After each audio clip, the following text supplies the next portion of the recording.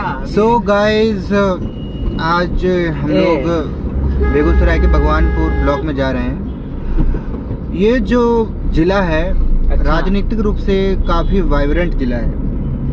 काफ़ी कठिनाइयों का सामना करना पड़ा हमें और हमारी टीम को यहाँ पे, किंतु उन कठिनाइयों को पार करते हुए हमने एक बेहतरीन प्रदर्शन किया है इस जिले में। और आज पूरे जन स्वराज को पूरा बेगूसराय जान रहा है, just because of my team. Team के एक सदस्य मेरे पीछे बैठे हैं, शुभम जी। एक छोटा सा अपना एक्सपीरियंस शेयर करेंगे आप लोगों के साथ। शुभम जी कैमरा पास लाइए ना थोड़ा। बोलिए। देखिए, भगवानपुर में बेगूसराय ज़िले का जो भगवानपुर प्रखंड है, राजनीतिक रूप से काफ़ी अधिक साउंड ब्लॉक है। बाकी अगर हम 18 ब्लॉक में कंपेयर करें, क्योंकि ये बछवाड़ा विधानसभा में आता है, जिसमें कि 2 लोगों का एक छत्तर राज रहा। करीब 30 से 40 वर्ष तक मात्र 2 लोग ही, कबीर राय जी या भाई जी के नाम पे ये ब्लॉक चला है। 2 फैमिली ने राज किया, मतलब सिर्फ 2 लोग, फैमिली भी नहीं कहेंगे, सिर्फ 2 लोग, केवल 2 लोग। रामदेव राय जी भगवानपुर से और अवधेश राय जी बछवाड़ा से। कौन सी पार्टी से दोनों? देखिए, रामदेव राय जी जो रहे वो कांग्रेस से रहे और अवधेश राय जो थे वो सीपीआई से लड़ते थे। इन दोनों में भी एक बड़ा डिफरेंस ये रहा कि जो अवधेश राय गढ़ रहा है ज्यादातर, है ना, सीपीआई का गढ़ रहा है, लेकिन रामदेव राय जी था, उनका व्यक्तिगत वोट उसमें था, व्यक्तिगत छवि उनकी, व्यक्तिगत छवि के दम पे वो आए।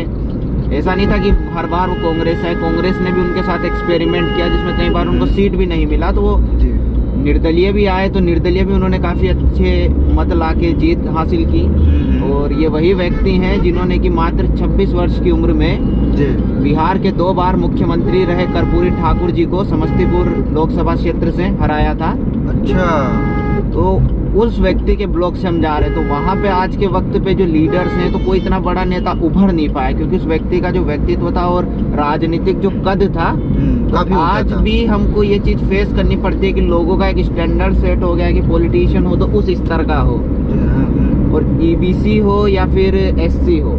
ये काफी बड़ी समुदाय है जो उस बड़ी संख्या में है। अगर आप बछवाड़ा की बात करें या भगवानपुर की बात करें, तो दोनों काफी बड़े नंबर में हैं, किंतु आज भी वहाँ पे कोई उतना बड़ा नेता वहाँ से कोई निकल नहीं पाया। इसका एक कारण ये था कि पर्याप्त संसाधन और एक मंच नहीं मिला, जिसकी वजह से भी लोग वहाँ तक नहीं पहुँच पाए। और दूसरा कारण रहा कि चाहे वो रामदेव राय हो या अवधेश राय हो, किसी ने अपने पैरेलल किसी को आने नहीं दिया। इसको इन्फेरिटी कॉम्प्लेक्स भी बोल सकते हैं। मतलब इन दोनों लोगों ने मिलके मतलब किसी नेता को जन्म ही नहीं लेने दिया। हाँ, किसी को पनपने ही नहीं दिया, उस तरीके का नेतृत्व किसी में डेवलप नहीं हो पाया, तो इस वजह से लोग वहाँ पे उभर नहीं पाए उस स्तर पे।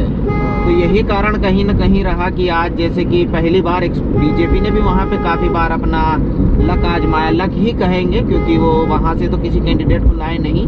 एक जो अरविंद जी थे, भूमियार है मटियानी के, तो वो भी वहाँ पे आए, बीजेपी के टिकट से भी लड़े, निर्दलीय भी लड़े, परंतु इतना अच्छा खासा उनका प्रदर्शन नहीं रहा। एक सेटिस्फैक्ट्री प्रदर्शन हम उसको कह सकते हैं, बट वो नहीं दिखा हमें उनमें। क्योंकि देखिए, भूमियार भी अगर हमारे यहाँ बात करें तो यादव के बाद जो सबसे बड़ा समुदाय है वहाँ पे, तो वो भूमियार है, किंतु वो जो नेतृत्व भूमियार का होना चाहिए था, वो अरविंद जी में कहीं न कहीं उसका अभाव रहा।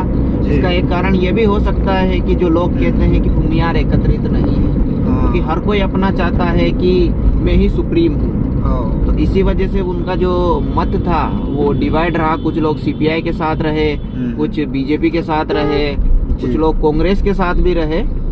तो अभी जो सिचुएशन है आपके उस ब्लॉक और उस विधानसभा की, कौन सी पार्टी सबसे ज्यादा डोमिनेटेड है वहाँ पे? देखिए, जब से रामदेव राय जी का देहांत हुआ, तब से वहाँ पे पहली बार 30 साल में किसी नई पार्टी तो नहीं कहेंगे, नए व्यक्ति का वहाँ पे आना हुआ। सुरेंद्र मेहता जी थे, बीजेपी पहली बार वहाँ से जीती, वरना इससे पहले 2001 में राजद के एमएलए जो थे उत्तम यादव, वो जीते इस दौर में। उसके बाद उनके देहांत के बाद फिर न राजद, जदयू, एलजेपी, कोई भी क्षेत्रीय पार्टी उस स्तर पे पनप नहीं पाई। सिर्फ 2 ही पार्टी है, एक कांग्रेस और एक सीपीआई, इन्हीं 2 के बीच वो चला। लेकिन रामदेव राय जी के देहांत के बाद एक पॉलिटिकल ब्लंडर भी हुआ कि रामदेव राय जी सिटिंग एमएलए थे, किंतु उनके जो बेटे थे सत्य प्रकाश गरीबदास, जी उनको कांग्रेस से टिकट नहीं दिया गया, जी वो निर्दलीय आए। और ये भी सबसे बड़ा कारण रहा कि बीजेपी आई, क्योंकि देखिए और रामदेव राय बीजेपी के आने के पीछे गरीबदास जी का बहुत बड़ा हाथ रहा है। गरीबदास जी का बहुत बड़ा हाथ नहीं रहा, लेकिन वो बहुत बड़ा फैक्टर रहा, क्योंकि बहुत वो बड़ा एक फैक्टर रहा। वोट उसमें बोल सकते हैं कि वो एक डिस्ट्रप्टर के रूप में आया अवधेश राय के लिए, क्योंकि अवधेश राय जी को करीब 55,300 के अराउंड वोट मिले थे। और जो ये सुरेंद्र मेहता जी जो थे, साइलेंट कीजिए भैया, जो सुरेंद्र मेहता जी जो जीते उनको आए थे 55,700, तो मात्र 400 वोट का एक मार्जिन रहा। तो इसमें जो वोट कटे, एक प्रकार से कह सकते हैं कि जो डिस्टर्ब हुए वोट, जी वो गरीबदास जी, क्योंकि वो इंडिपेंडेंटली आए और अराउंड 39,400 के करीब उनके वोट रहे। तो अगर वहाँ पे वही चीज़ चलता कि अगर वो गरीबदास जी इंडिपेंडेंट नहीं आते, तो वो जो 40,000 वोट थे उसमें से अधिकांश जो वोट जाते वो अवधेश राय जी के उसमें जाते, क्योंकि गरीबदास जी के भी जो वोटर रहे उसमें बड़ी संख्या यादवों की रही, और भगवानपुर से भी जो लोग थे उनका भी एक बड़ा वो अहम भूमिका रही, क्योंकि उनके कोर वोटर्स है, वो उनकी पार्टी के या फिर कहीं कांग्रेस के वोट नहीं रहे, वो जो भी वोट थे अधिकतर वो उनके व्यक्तिगत वोट थे। और ऐसा व्यक्ति तो रामदेव राय जी ने रखा कि एक धोती और हवाई चप्पल में उन्होंने अपना 6 बार का एमएलए टर्म निकाल दिया, लगातार 3 वर्ष वो एमएलए रहे, और करीब 7 से 8 उन्होंने जो विभाग रहे बिहार सरकार में उनका नेतृत्व किया है। उन्हीं के नेतृत्व में आप देख लीजिए कि बिहार में शायद ही कोई ऐसा ब्लॉक होगा